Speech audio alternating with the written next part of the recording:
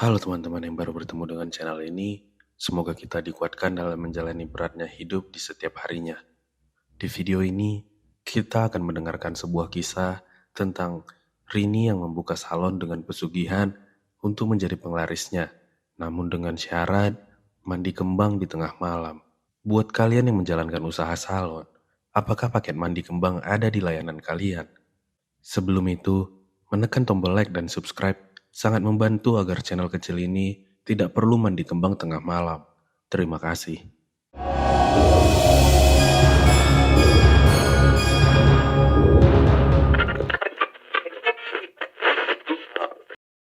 Perkenalkan, nama saya Rini. Usia saya 32 tahun. Sejak remaja, saya punya impian besar memiliki salon kecantikan sendiri. Saya sangat mencintai dunia kecantikan dan ingin sekali membuat wanita lain merasa cantik dan percaya diri. Setelah menabung bertahun-tahun dan dibantu sedikit modal dari orang tua, akhirnya saya bisa mewujudkan impian itu. Saya membuka salon kecil di kota Bandung. Saya sangat bersemangat. Saya menata salon dengan apik, menyediakan berbagai perawatan, dan mempromosikan salon saya di sosial media. Saya yakin, dengan kerja keras dan kualitas layanan, salon saya akan sukses. Namun, kenyataan tak seindah harapan. Bulan demi bulan berlalu, namun salon saya masih saja sepi pengunjung. Hanya ada beberapa pelanggan saja setiap hari. Modal saya pun semakin menipis. Sementara, biaya operasional terus berjalan. Saya mulai diliputi kekhawatiran dan rasa putus asa yang mendalam. Impian saya nyaris saja hancur. Saya memiliki seorang pacar bernama Dani. Dia adalah orang yang selalu mendukung saya. Dia melihat bagaimana saya tertekan dan hampir menyerah. Suatu malam, dia datang dengan sebuah tawaran yang awalnya saya tolak mentah-mentah. "Rin, gimana kalau kita coba sesuatu?" kata Dani dengan hati-hati. "Sesuatu apa?" tanya saya dengan bingung. "Aku punya kenalan seorang dukun. Dia terkenal bisa bikin penglaris yang manjur. Banyak pengusaha yang sudah memakai jasanya dan usahanya langsung ramai," jelas Dani. Jantung saya berdegup kencang. Penglaris, dukun. Saya tahu itu adalah perbuatan syirik dan dilarang agama. Saya selalu diajarkan untuk mencari rezeki dengan cara yang halal. "Enggak, Dan. Aku enggak mau. Itu dosa," tolak saya dengan tegas. "Tapi Rin, kita udah coba semua cara. Modalnya juga udah mau habis. Kalau salon ini bangkrut, gimana? Kamu gak kasihan sama orang tua yang udah bantu modal?" Dani mencoba membujuk saya. Kata-kata Dani menusuk ke hati saya. Saya membayangkan jika saja salon saya tutup, impian saya hancur, dan kekecewaan orang tua juga. Dalam kondisi terdesak dan gelap mata, iman saya pun goyah.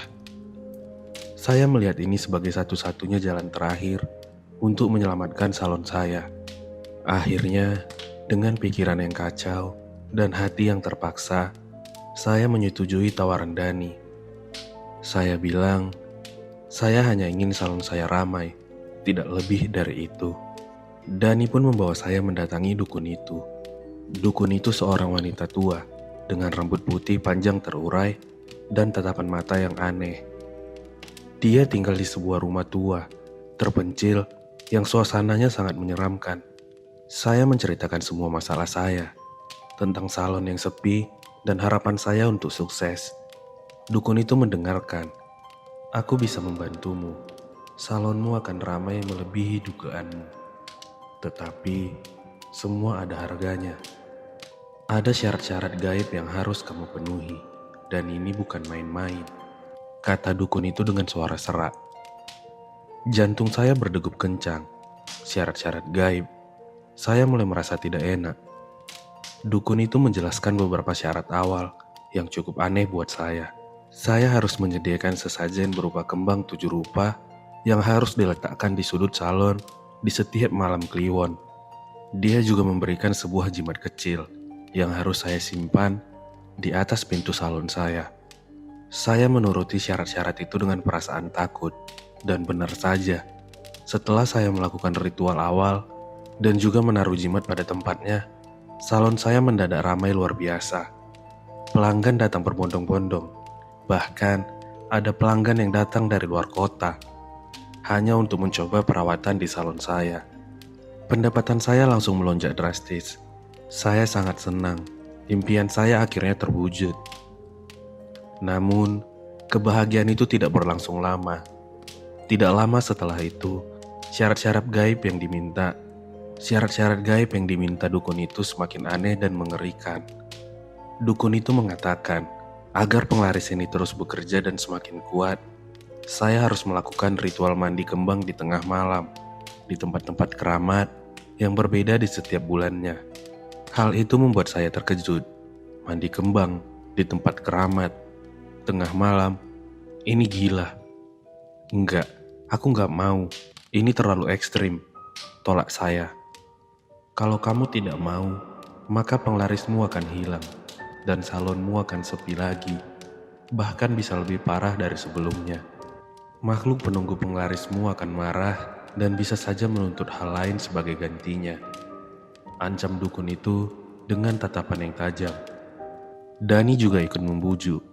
Demi salon kita, demi impianmu, ini cuma mandi kembang kok, enggak apa-apa. Dalam kondisi yang tertekan, antara rasa takut dan keinginan untuk mempertahankan salon yang sudah ramai, saya akhirnya menyetujui syarat gila itu. Malam pertama mandi kembang tengah malam adalah di sebuah pemakaman tua di pinggir kota. Saya datang sendirian, hanya ditemani Dani yang menunggu di mobil berada agak jauh dari saya. Suasana sangat mencekam. Saya mandi dengan air kembang yang sudah disiapkan dukun. Di bawah rimbunnya pohon kamboja yang seram, selama mandi, saya merasa ada banyak pasang mata yang mengawasi saya dari balik pepohonan. Saya mendengar bisikan-bisikan aneh, dan juga tawa yang melengking dan menyeramkan. Bulu kuduk saya berdiri tegak. Saya mandi dengan cepat dan langsung lari kembali ke mobil. Setelah ritual itu, salon saya memang semakin ramai. Tetapi, hidup saya mulai dihantui teror tak berkesudahan. Saya mulai mengalami mimpi buruk yang sangat mengerikan di setiap malam. Saya bermimpi dikejar-kejar oleh sosok wanita berambut panjang, berwajah pucat, dan mata merah menyala, yang terus-menerus mengatakan, "Kamu sudah terikat. Kamu milikku sekarang. Aku akan selalu bersamamu." Saya selalu terbangun dengan keringat dingin dan nafas yang tidak beraturan. Jantung saya berdebar kencang. Di salon dan di rumah, saya sering merasakan kehadiran sosok yang tak terlihat.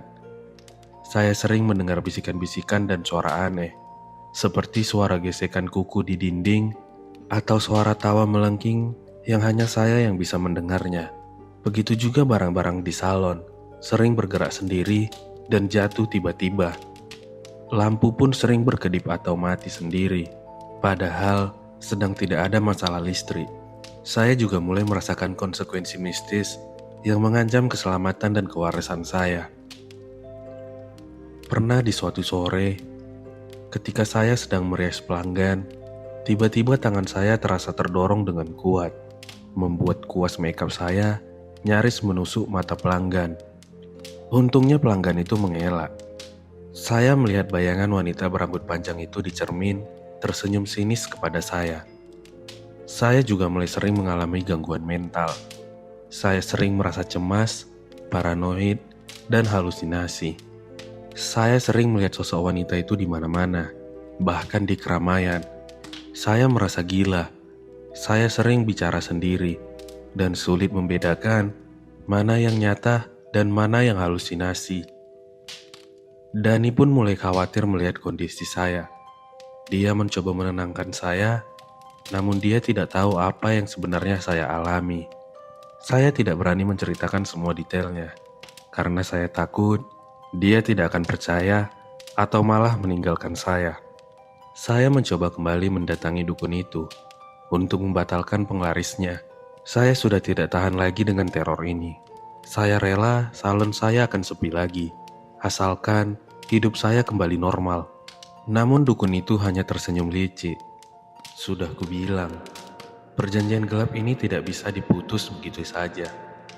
Kamu sudah terikat dengan makhluk penunggu penglaris itu. Dia sudah menyatu denganmu. Kalau kamu coba batalkan atau tidak menuruti syaratnya, dia akan marah dan bisa mengambil nyawamu atau merebut kewarasanmu sepenuhnya. Hidup saya serasa hancur ketika mendengar perkataan dukun itu. Jadi, saya tidak bisa lepas dari perjanjian ini. Saya harus hidup dalam teror ini sampai mati. Saya merasa sangat terpukul dan putus asa. Saya menyadari bahwa saya telah terikat dalam perjanjian gelap yang jauh lebih mengerikan dari dugaan saya. Saya merasa seperti terpenjara dalam lingkaran setan yang tidak ada jalan keluarnya. Salon saya memang ramai, tapi hidup saya seperti di neraka. Jiwa saya terasa seperti terpenjara.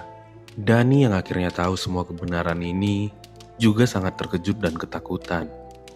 Dia mencoba membantu saya mencari solusi. Kami mendatangi berbagai orang pintar, paranormal, hingga ahli spiritual. Mereka semua mencoba membantu, tetapi tidak ada yang berhasil melepaskan saya dari jeratan jin penglaris itu. Setiap kali ada yang mencoba, teror dari jin itu justru semakin kuat. Saya merasa tidak ada harapan. Saya harus menemukan cara untuk melawan takdir mengerikan ini sebelum jiwaku benar-benar terpenjara hingga akhir hayat. Dalam keputusasaan yang mendalam, saya teringat ajaran agama. Saya teringat tentang kekuatan doa dan keimanan kepada Allah. Saya berpikir, tidak ada yang mustahil bagi Allah. Mungkin ada jalan keluar. Saya memutuskan untuk berjuang mati-matian. Saya tidak ingin menyerah begitu saja pada takdir yang mengerikan ini. Saya ingin menemukan cara untuk melawan takdir ini. Meskipun itu berarti saya harus mempertaruhkan nyawa dan kewarasan saya. Saya mulai mendekatkan diri kepada Allah. Saya mulai rutin sholat 5 waktu, sholat tahajud, serta membaca Al-Quran dan berzikir setiap saat. Saya memohon ampunan atas dosa-dosa yang sudah saya lakukan dan memohon pertolongan kepadanya. Dani juga ikut mendukung saya. Dia mencarikan saya seorang pemuka agama yang dapat membantu saya. Saya menceritakan semua kisah saya kepada beliau, dan beliau mendengarkan dengan seksama. Beliau mengatakan, memang ada jenis penglaris yang sangat kuat dan terikat seperti itu. Tetapi beliau menekankan bahwa kekuatan Allah jauh lebih besar dari segala kekuatan jin dan setan. Ustadz itu kemudian memulai proses pembersihan saya. Beliau membacakan ayat-ayat suci Al-Quran dan doa-doa ruqyah yang sangat kuat di dekat saya. Beliau juga memberikan air yang sudah didoakan kepada saya. Proses ruqyah ini memang sangat berat. Saya merasakan hawa panas dan hawa dingin yang beradu di dalam tubuh saya. Saya menjerit kesakitan. Tubuh saya kejang-kejang hebat. Dan dari mulut saya keluar muntahan berisi rambut-rambut halus serta cairan merah. Kadang saya merasakan ada gerakan di bawah kulit saya, seperti ada yang mencoba keluar namun tertahan. Teror dari sosok gaib penunggu penglaris itu juga semakin intens. Dia muncul dengan wujud yang lebih mengerikan, berteriak-teriak marah dan berusaha mencelakai saya. Namun, beliau selalu membacakan ayat suci untuk mengusir makhluk itu. Setelah beberapa minggu dari proses pembersihan itu, penampakan sosok wanita berambut panjang itu menghilang.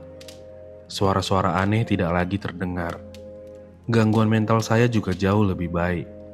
Saya bisa tidur lebih nyenyak, dan halusinasi itu tidak lagi datang sesering dulu. Saya merasa lebih tenang dan lebih kuat dalam beribadah. Yang paling penting, saya merasakan harapan. Harapan bahwa saya bisa melawan takdir mengerikan ini. Harapan bahwa suatu saat saya akan benar-benar terbebas dari perjanjian gelap ini. Saya percaya dengan pertolongan Allah tidak ada yang tidak mungkin. Salon saya, setelah jin itu pergi, salon saya kembali seperti semula. Tetapi saya tidak peduli. Saya jauh lebih bahagia dengan kondisi yang sekarang. Saya mensyukuri bisa hidup tenang dan damai, tanpa harus melakukan ritual-ritual aneh dan dihantui rasa takut dari teror gaib. Saya akan tetap berusaha keras untuk membangun salon saya lagi dengan cara yang halal dan diberkahi. Semoga kisah ini menjadi pelajaran bagi kita semua, agar tidak tersesat dalam perjanjian gaib atau pesugihan dan penglaris jin yang gaib. Dekatkan diri kepada Allah, karena hanya Dia yang bisa menentukan takdir kita serta memberikan kita rezeki yang berkecukupan. Terima kasih. Terima kasih buat kalian yang masih mendengarkan Siniar Seram di Radio Tengah Malam. Jangan lupa klik tombol berlangganan atau share ke teman kalian. Terima kasih, sampai bertemu di Siniar berikutnya.